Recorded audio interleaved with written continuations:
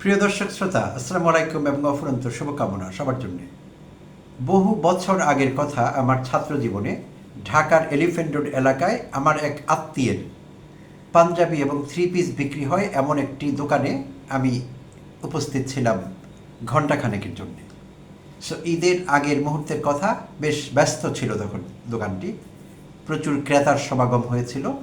তো সেখানে কয়েকজন ম্যাম সাহেব আসলেন, থ্রি পিস নেবেন। তো দোকানের কর্মচারীদের বললেন আমাদের থ্রি পিস দেখান, দামি দেখে। দামি কথাটি মেনশন করেছিলেন, এক্সপেন্সিভ এরকম বলছিলেন। তো দেখানো হলো বেশ কয়েকটি।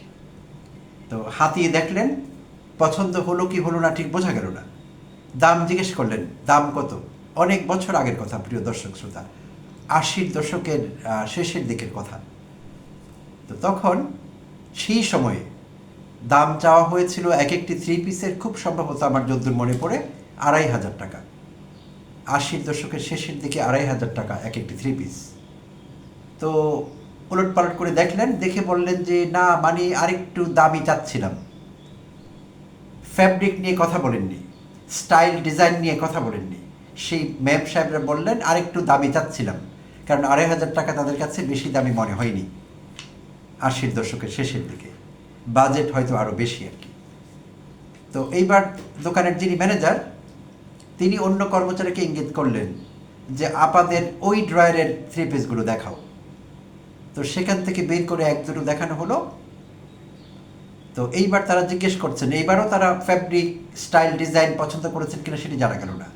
হাতি দেখে একটু বললেন এগুলোর দাম কত? তো এইবার বলা হলো এগুলোর দাম 3500 টাকা, 1000 টাকা বাড়িয়ে বলা হলো। তো এইবার বোধহয় একটু পছন্দ হলো। এইবার তারা বললেন, ম্যাম সাহেবরা, সংখ্যায় কতজন ছিলেন ঠিক মনে নেই, 3 জন হতে পারেন হয়তোবা। তো বলছিলেন যে তাহলে আগে কেন দেখাননি এগুলো? তো বলছিলেন আপা, আমরা তো সবাইকে সব জিনিস দেখাই না, বেশি দামি জিনিস দেখালে কাস্টমার অনেক সময় চলে যায়, তাই আমরা ভয়ে দেখাই না। আপনাদের মতো কাস্টমার তো খুব বেশি পাই না, তাই আপনারা এলে আমরা এগুলো বের করি। পছন্দ হলো ম্যাম সাহেবদের কথাগুলো। খুব তাড়াতাড়ি সিদ্ধান্ত নিলেন এবং দরদাম না করে 3500 টাকায় নিয়ে গেলেন। খুব সম্ভবত 3 পিস নিয়েছিলেন, থ্রি পিসের 3টি সেট নিয়েছিলেন, 3500 টাকা করে এক একটি। তো পরে আমার সঙ্গে, যেহেতু আত্মীয়ের দোকান, দোকানের কর্মচারীদের কথা হলো, তা আমিও জিজ্ঞেস করলাম যে তাহলে শুরুতেই কেন ওটা দেখানো হলো না, দ্বিতীয়বারে কেন দেখানো হলো? তো তারা হাসলেন, তারা বললেন আমরা তো সবচেয়ে দামিটাই প্রথমবারে দেখালাম, 2500 টাকা যেটা সেটাই সবচেয়ে দামি। তো বললাম তাহলে এখন কোনটা দেখালেন যেটা বিক্রি হলো? বলছে এটার দাম তো আরও কম। কত? এটার দাম 500-700 টাকা কম আর একটু। তাই বললাম তাহলে কম দাম যেটা সেটা বেশি দাম বলে বিক্রি করে দিলেন? বলছে হ্যাঁ, কাস্টমার তো এটাই চায়, আমরা কি করব?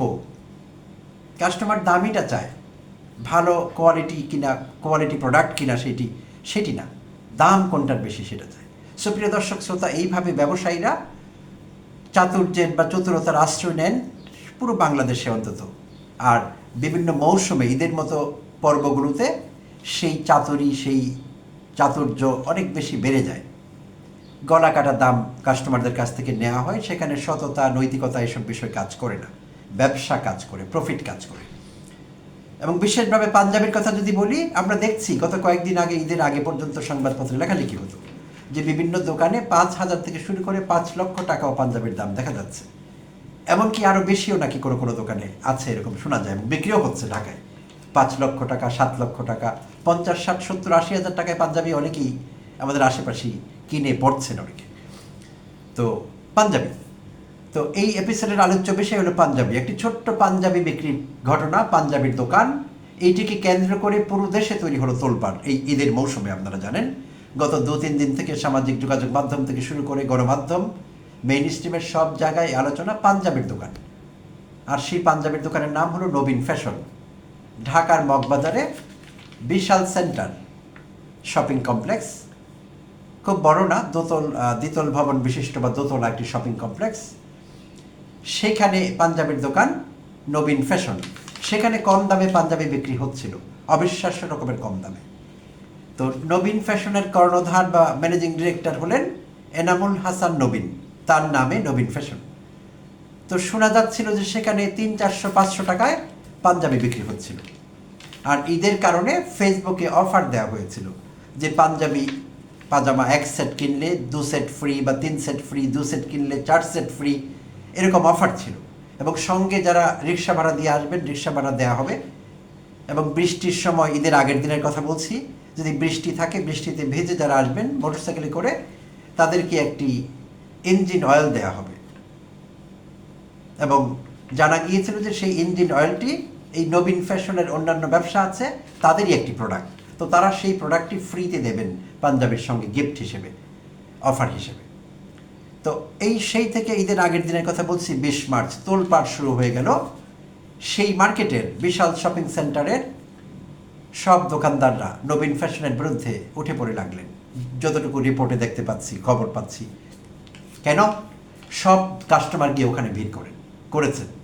তো অন্য দোকানদাররা বঞ্চিত হচ্ছেন, কারণ তাদের প্রোডাক্টের দাম অনেক বেশি। আর সঙ্গত কারণে এই বেশি দামি প্রোডাক্টের দোকানে ভিড় একটু কম হয়। সেখানে সামর্থ্যবান লোকেরা যান, সাহেবরা যান কিংবা ম্যাম সাহেবরা যান। একটু আগে ম্যাম সাহেবদের কথা বলছিলাম। তো দেখা গেল সেই দোকান মালিকরা অনেকটা মব সৃষ্টি করার মতো পুলিশের উপস্থিতিতে সেখানে একরকম চাপ দিয়ে নবীন ফ্যাশনের পাঞ্জাবের দোকানটি ঈদের আগের দিন বন্ধ করে দেওয়া হলো, বন্ধ করে দিলেন তারা। এই সংক্রান্ত কিছু ভিডিও ক্লিপ ছড়িয়ে পড়েছে সামাজিক যোগাযোগ মাধ্যমে, ইউটিউব চ্যানেলেও এসেছে, আপনারা অনেকে দেখেছেন। তো সেই ভিডিও ক্লিপে কিন্তু পরিষ্কার দেখা যাচ্ছে যে সেখানে প্রিন্স ডিপার্টমেন্ট স্টোর নামে একটি দোকান আছে, সম্ভবত অনেক দিনের পুরনো কিংবা দামি প্রোডাক্ট বিক্রি করেন বলে পরিচিত Prince department store. Prince department স্টোরের মালিককে দেখা গেল শস্ত্রধারী, দাড়ি রেখেছেন, টুপি মাথায়, পাঞ্জাবি পরা মাইকেল। সে মাইকেলকে দেখা গেল আঙুল তুলে শাসাচ্ছেন এনামুল হাসান নবীনের দিকে, আঙুল এরকম, এবং দোকানের কর্মচারীদের শাসাচ্ছেন যে কেন তারা এসব পাঞ্জাবি এরকম দামে বিক্রি করছেন, তারা চাইলে বাইরে গিয়ে রিলিফ দিয়ে দিতে পারেন, এরকম কথাবার্তা তাদেরকে বলা হয়েছে। তো সুস্পষ্টভাবে এটি একটি মব।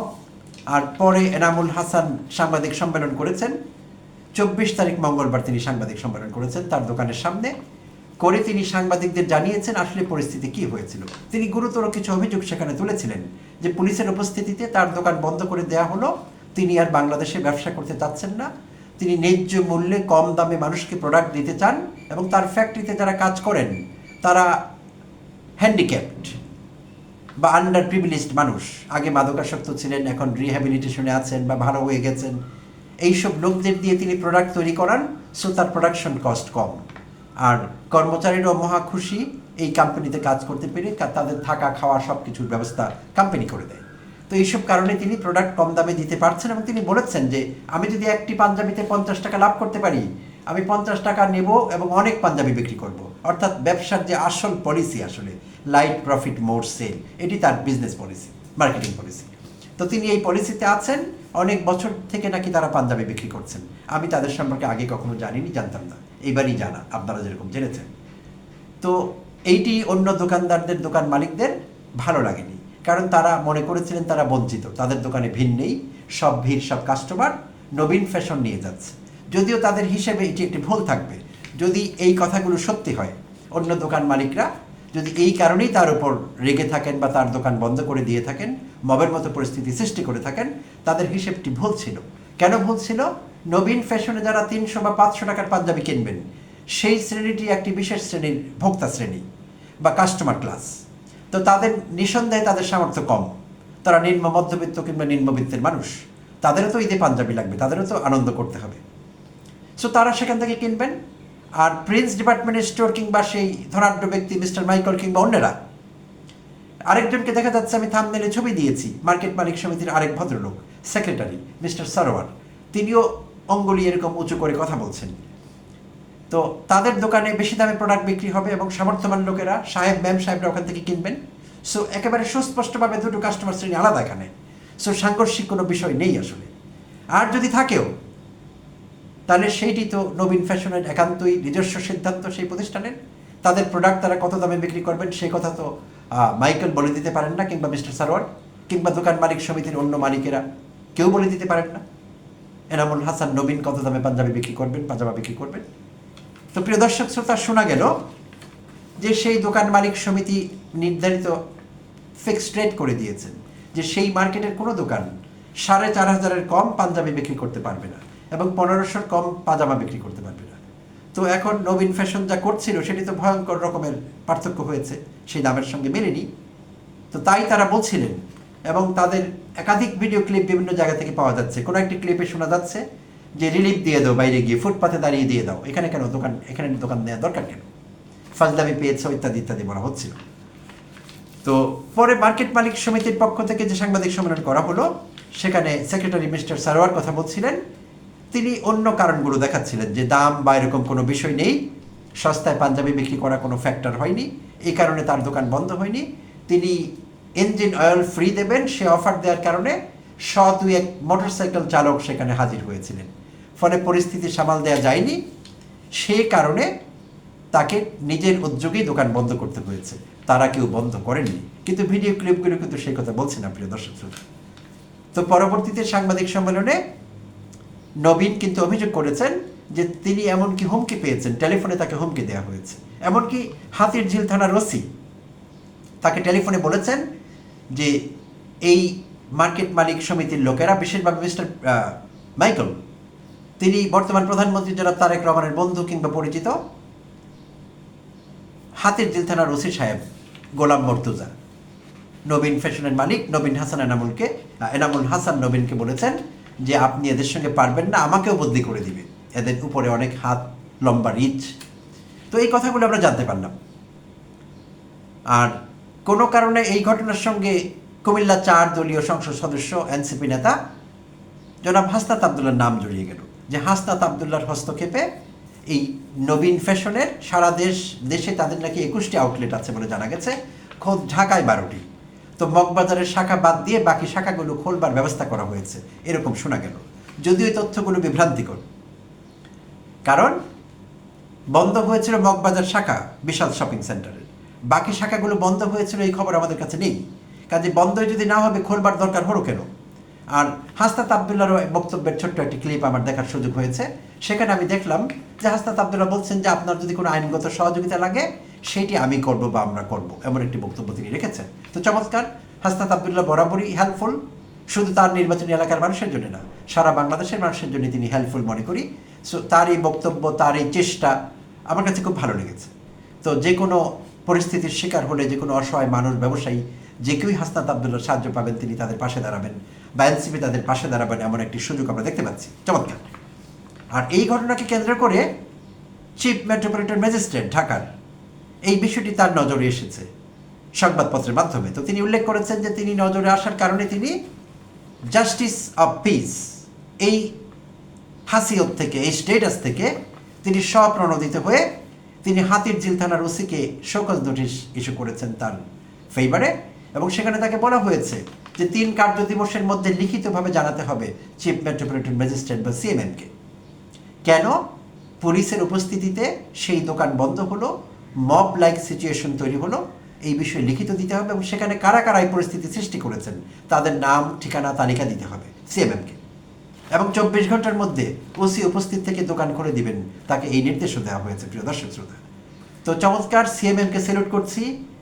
কেউ তাকে বলে দেননি, তিনি নিজের থেকে সব উদ্যোগে স্বপ্রণোদিত হয়ে তিনি এই ওসির প্রতি এই রুল জারি করেছেন বা নির্দেশনা দিয়েছেন। তো এটি একটি চমৎকার বিষয়। আমরা আগামী দিনে বিচারকদের, বিচারালয়ের, আদালতের এরকম হস্তক্ষেপ, পজিটিভ হস্তক্ষেপ বিভিন্ন জায়গায় দেখতে চাচ্ছি আরও বেশি বেশি করে, যে তিনি দলমতের ঊর্ধ্বে উঠে কোনো রাজনৈতিক অ্যাফিলিয়েশন আছে কিনা সেই মার্কেট মালিকের, সেই সব তোয়াক্কা না করে সিএমএম এই নির্দেশ দিয়েছেন ওসির প্রতি। চমৎকার। এবং প্রথম আলোর মাধ্যমে আজকে আমরা জানতে পারলাম, লেটেস্ট একটি রিপোর্ট প্রথম আলো করেছে পূর্বাপর বিশ্লেষণ করে। তো তাতে দেখা গেল যে দোকান আজ খোলা আছে, গতকালও বোধহয় খোলা ছিল বৃহস্পতিবার, অর্থাৎ নবীন ফ্যাশনের বিশাল সেন্টারের দোকানটি তারা আবার খুলতে পেরেছেন। আর ইতিমধ্যে 24 মার্চের কথা বলছিলাম যে এনামুল হাসান নবীন সাংবাদিক সম্মেলন করেছিলেন। সাংবাদিক সম্মেলন করার পর তিনি আবার চায়নার উদ্দেশ্যে বাংলাদেশ ছেড়েছিলেন। তিনি বলেছিলেন তিনি হুমকি পাচ্ছেন, তিনি তার বাচ্চাদের এতিম করতে পারবেন না, তিনি আপাতত বাংলাদেশে থাকছেন না, পরিস্থিতি স্বাভাবিক হলে তিনি ফিরে আসবেন। তো এইসব কোনো ভালো কথা না, হুমকি না পেলে নিশ্চয়ই তিনি এগুলো বলেননি। আর হাতিরঝিল থানার ওসি তিনিও ইন্টিমিডিয়েটেড ফিল না করলে, ভয় না পেলে তিনি নবীনকে ফোন করে বলতেন না যে এদের রিচ অনেক লম্বা, এদের সঙ্গে পারবেন না, আমাকেও বদলি করে দেবে। তো আমরা জুলাই অভ্যুত্থানোত্তর বাংলাদেশে এইসব চাই না, এইসব চাইনি। তো আশা করছি এই ঘটনা থেকে এবং ঘটনা যেখানে গিয়ে গড়িয়েছে, আগামী দিনগুলোতে কোনো ব্যবসায়ী অসৎ উদ্দেশ্যে সিন্ডিকেট করে ভোক্তাদের জিম্মি করলে, দ্রব্যমূল্যের দাম কয়েক গুণ বাড়িয়ে বিক্রি করলে, কিংবা কেউ সস্তায় বিক্রি করলে, তার জন্য মব সিচুয়েশন সৃষ্টি করলে কেউ নিরাপদে থাকতে পারবেন না, সম্ভব হবে না। দেশের মানুষ সেটি মানবেন না। আদালত স্বপ্রণোদিত হয়ে রায় দেবেন, শোকত জারি করবেন। ওসি সাহেবরা দায়িত্ব পালন না করলে জবাব দিবেন। জবাবদিহিতার বাংলাদেশে আমরা দাঁড়িয়ে আছি। আগামী দিনে আরও বেশি বেশি জবাবদিহিতা দেখতে চাই সব জায়গায়, প্রতিটি সেক্টরে। আর সব ব্যবসায়ীরা অসৎ নন, ব্যবসায়ীদের মধ্যে নীতি নিয়ম সততা মেনে চলেন এমন অনেকেই আছেন। সুপ্রিয় দর্শক শ্রোতা, ধন্যবাদ সঙ্গে থাকবার জন্য এবং আমাকে সহ্য করবার জন্য।